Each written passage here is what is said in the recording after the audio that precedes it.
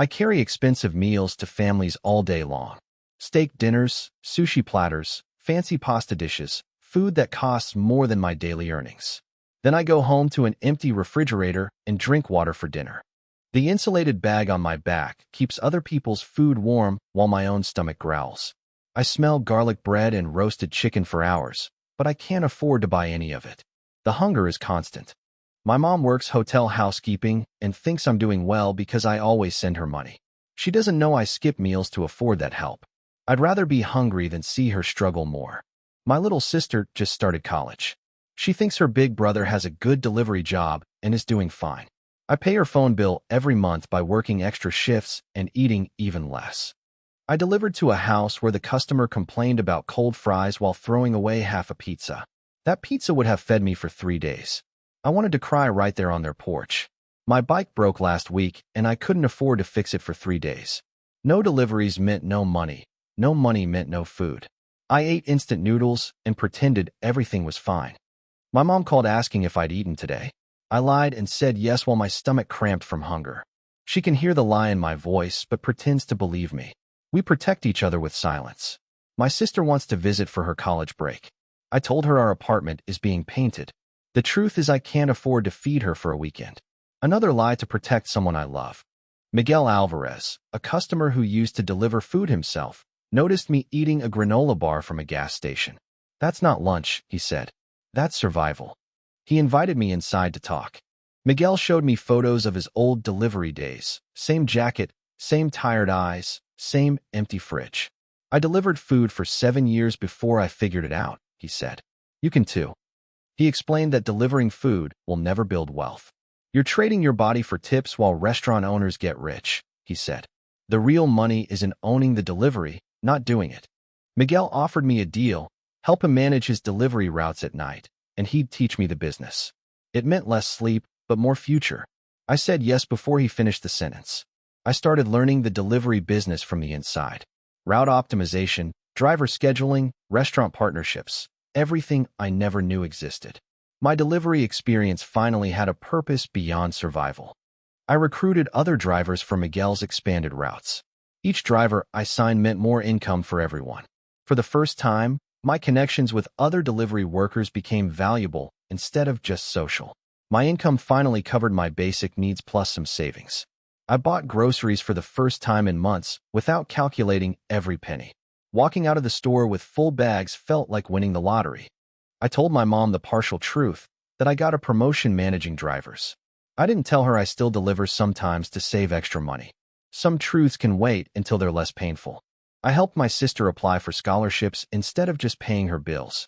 Teaching her to fish instead of just giving her fish felt more powerful. She got her first one last month. My fridge still isn't full, but it's not empty anymore. Eggs, milk, bread, vegetables, simple things that feel like luxury when you've gone without. I eat dinner at home now, not gas station granola bars. Miguel and I started a small delivery route together, my first real business ownership. It was terrifying and exciting. The driver who couldn't afford food was now a business partner. Unbelievable. I hired my first driver, a kid who reminded me of myself 3 years ago. Same tired eyes, same empty fridge story. I paid him fairly and taught him what Miguel taught me. The circle continues. My sister came to visit, and I could actually feed her. Not fancy food, but real food that I bought with money I earned fairly. She didn't know why I was crying while cooking pasta. We paid off Mom's small medical bill completely. She cried on the phone, thinking I'm some kind of successful businessman now. I didn't correct her. The tears were happy tears for once. I still deliver sometimes when drivers call in sick. But now it's by choice, not desperation. The same streets I used to cry on now feel like my territory. I know every shortcut, every apartment buzzer. I started a small fund to help other drivers when their bikes break. $5 a week from each driver adds up fast. Nobody should miss work because they can't afford a repair like I did. My fridge is full now. Not just food, but choices. I can decide what I want to eat instead of eating whatever I can afford. That choice is a freedom most people don't understand. I told my mom the whole truth finally. She cried, but not from sadness, from pride. "My son fed himself before he fed me," she said. "That's real love." I've never felt more seen. My sister graduates next semester.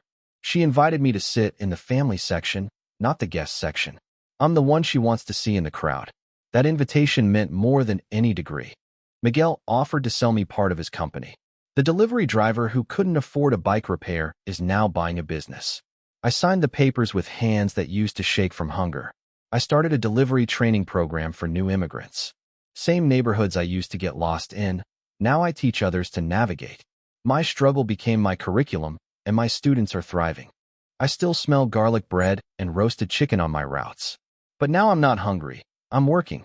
The same smells that used to torture me now just remind me of how far I've come.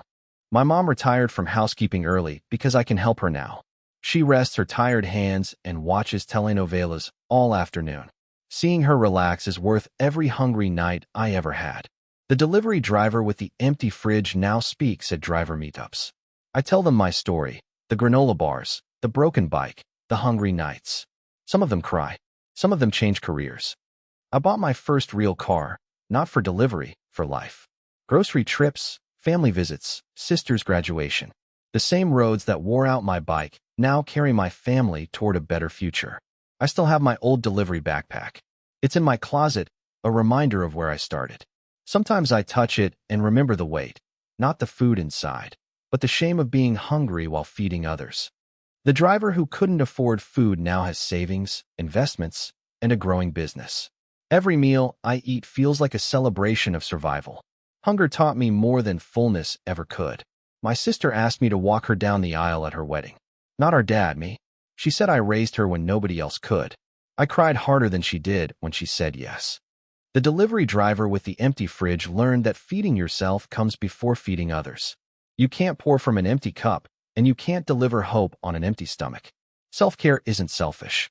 Now when I deliver food, I'm not hungry anymore. I'm working, building, growing. The empty fridge taught me to fill my own cup first. Today my fridge is full, and so is my heart.